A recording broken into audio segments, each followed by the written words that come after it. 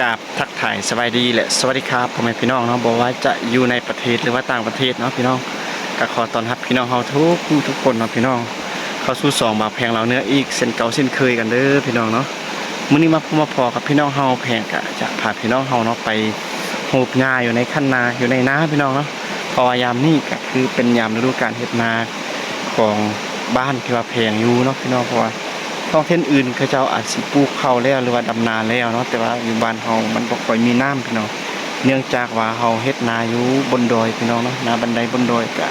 รอท้าแต่ช่วงฤดูฝนเนาะยามนี้ฝนเริ่มตกน้ำก็เริ่มออกมาแล้วพี่น้องเฮาก็สิได้กะเตรียมอนามัยนาแล้วก็สิได้ขาดได้ไถได้ดำนาตามฤดูกาลพี่น้อง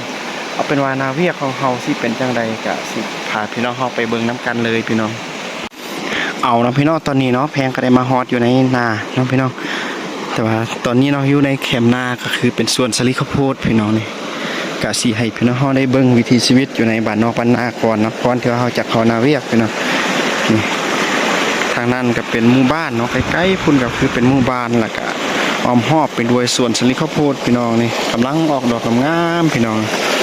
ตามวิถีชีวิตบนดอยพี่น้องนี่แถวนี้ก็คือสลีข้าวโพดของอีพ่ออีแม่เนาะพี่น้องแล้วก็แถวนี้ก็คือเป็นห้องระบายน้ำพี่น้องของเมืองแหละภาษาบ้านเฮาเอิ้นว่าของเมืองหรือว่าห้องระบายน้ำเฮาก็ใส่ทางข้างนี้เนาะแล้วก็ฝากนี้ก็คือเป็นนาพี่น้องมันยังมีหญ้าพี่น้องเฮาก็สิโฮบหญ้านี่ออกแล้วก็หลังจากเอาหญ้าออกหมดแล้วเฮาก็สิได้เอานำไปใส่พี่น้องนำปล่อยเข้าหน้าแล้วก็สิเอารถมาไถมาคาดเนาะพี่น้องแล้วก็ตอนนี้เนาะพ่อแม่กับเมียแล้วก็ลูกชายของแพงก็ได้ลืมเฮ็ดเวียกกันแล้วพี่น้องเอาเป็นว่านาเวียกสิเป็นจังไดก็ไปเบิ่งนำกันพี่น้อง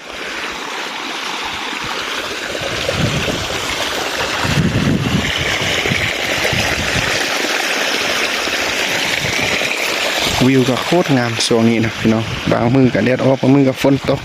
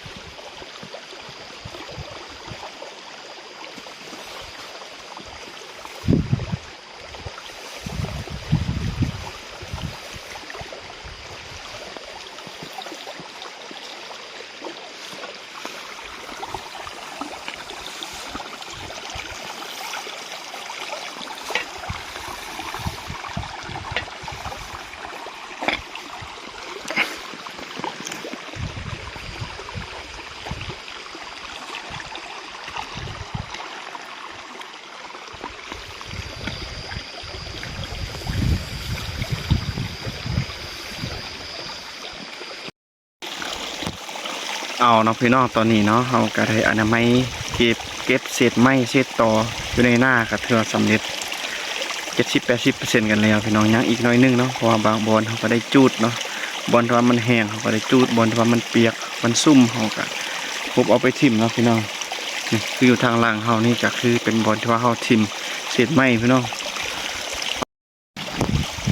เอาเนาะพี่น้องตอนนี้เนาะก็สิให้พี่น้องเฮาได้เบิ่งบอนที่ว่าเฮาทิ่มเศษไม้พี่น้องแล้วก็บอนที่ว่าเฮาอนามัยกันแล้วเนาะหลังจากนั้นเฮาก็สิพาพี่น้องเฮาไปขุดจิโปมพี่น้องหรือว่าภาษาบ้านเฮาภาษาลาวเอิ้นว่าจินายแล้วก็ภาษาทางอีสานหรือว่าฝั่งไทย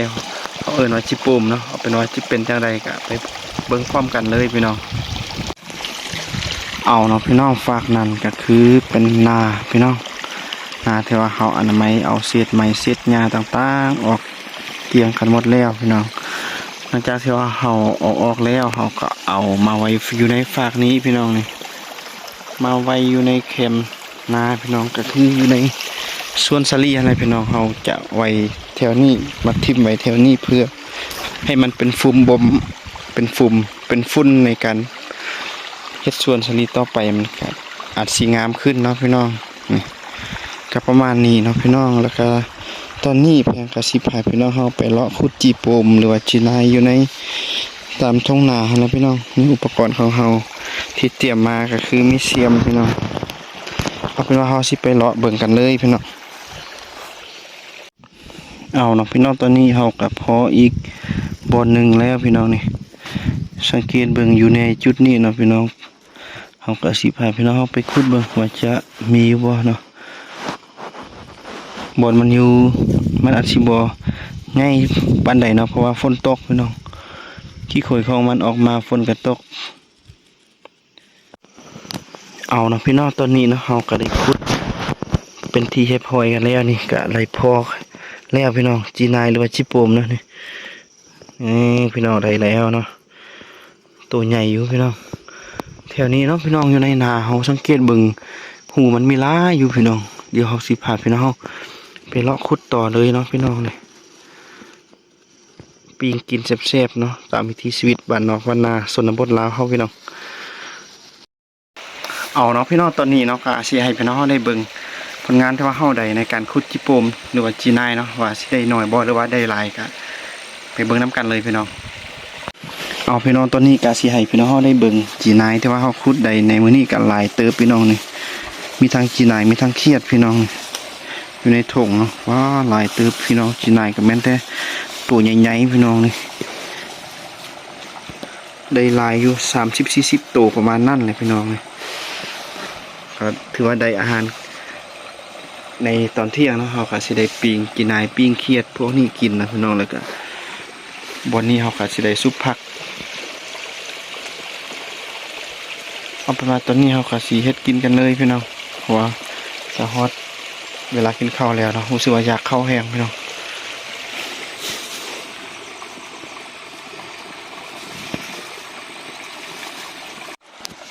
เอาพี่น้องให้สังเกตเบิ่งแบบชัดเจนเลยเนาะพี่น้องนี่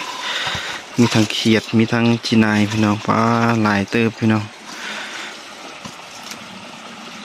เอาสิปิ้งกินเนาะอยู่ในเถียงนาพี่น้องก็ถือว่าแซ่บขนาดเลยสำหรับคนใดที่ว่ามักเบิ่งวิถีชีวิตก็อย่าลืมเข้าไปเบิ่งกดไลค์กดแชร์ติดตามในช่องของเฮานี่เลยพี่น้องกับบรรยากาศอยู่ในอยู่นาอยู่สวนจังซี่พี่น้องอันนี้มันนาของเขาเจ้าเนาะพี่น้องแต่ว่าแพงมาแต่งกินอยู่นี่นะเพราะมันมอบอนที่ว่าเฮาเฮ็ดเวียกนะเฮาก็เลยมาแต่งกินอยู่นาเขาเจ้าที่ว่าเขาเจ้าดำแล้วพี่น้องพักดำกันเรียบร้อยกันแล้วพี่น้องอย่างแต่ของเฮาเนาะเฮาก็สิมาแต่งกินอยู่นี่พี่น้องเอาเป็นว่าเฮาสิขออนุญาตแต่งกินกันเลยเนาะพี่น้องเอาเนาะพี่น้องตอนนี้เนาะเฮาก็ได้ลวกผักกันเรียบร้อยกันแล้วพี่น้องนี่ก็ถือว่าสุกเฮาก็สิเอาออกหลังจากนั้นเฮาก็สิได้เอาจีน่ายเนาะมาปิ้งพี่น้องนี่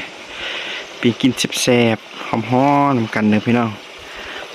กับบรรยากาศอยู่เถียงนาพี่น้องนาบนดอยเด้อพี่น้องนี่เอาเป็นว่าเฮาสิเริ่มปิ้งกันเลยเนาะพี่น้องเดี๋ยวเรา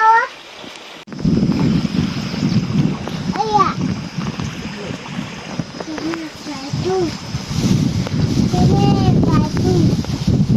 เรา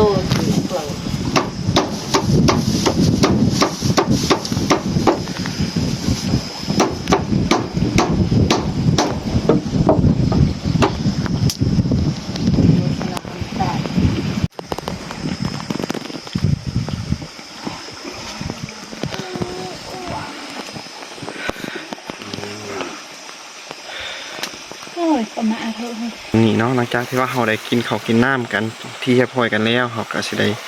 เข้านาเวียกของเฮากันต่อพี่น้องเพราะว่านาเวียกของเฮาก็ยังบ่ทันแล้วเนาะโดยเฉพาะก็คือเฮาสิสืบต่ออนามัยหญ้าอยู่ในนาของเฮาให้มันแล้วภายในมื้อนี้นะเพราะว่ามื้ออื่นมื้อฮื้อเฮาก็สิได้เริ่มไถกันแล้วพี่น้องเพื่อจะได้ไถได้คาดได้ปลูกข้าวนากันแล้วพี่น้องเอาเป็นว่านาเวียกของเฮาสิเป็นจังไดเนาะก็สิให้พี่น้องเฮาไปเบิ่งนํกันเลยเนาะพี่น้องตอนนี้เนาะพี่น้องเฮาก็สิได้พาพี่น้องเฮาไปเบิ่งนาเวียกของเฮาพี่น้องโดยเฉพาะก็คือการอนามัยหญ้าพี่น้องเพื่อบ่ให้มีหญ้ามีตอไม้ตอเวลาเฮาไถนามันจึงสบายเนาะพี่น้องคันว่าเฮาอนามัยบ่ดีบางทีมันอาจสิเฮาไปเหยียบตอไม้ตออาจสิเฮ็ดให้เฮาถึกบาดเจ็บก็เป็นไรพี่น้องเพราะฉะนั้นเนาะเฮาก็อนามัยให้มันสะอาดเปล่าเปลี่ยนจังซี่เนาะในแถวนี้เฮาก็อนามัยกันแล้วส่วนแถวลุ่มพ่อแม่แล้วก็เมียของแพงเริ่มจูดตัวที่ว่ามันแห้งเนาะตัวที่ว่ามันแห้งเฮาก็สิจูดตัวที่ว่ามันบ่แห้งมันยังเปียกยังซุ่มเฮาก็สิได้ เอาเป่าอันนี้เนาะโฮบใส่เป่าอันนี้แล้วค่ะเอาไปทิ่มอยู่แคมป์นาพี่น้อง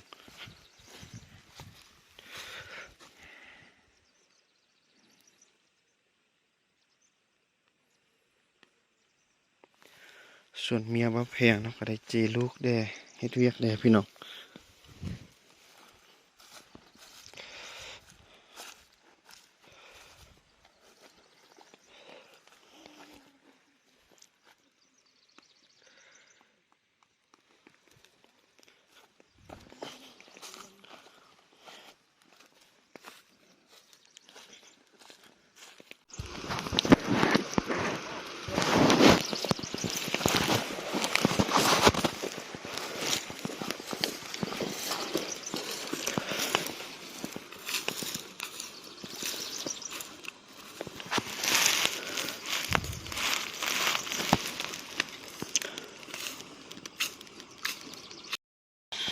เอาเนาะพี่น้องตอนนี้เนาะมาเวียกของแพง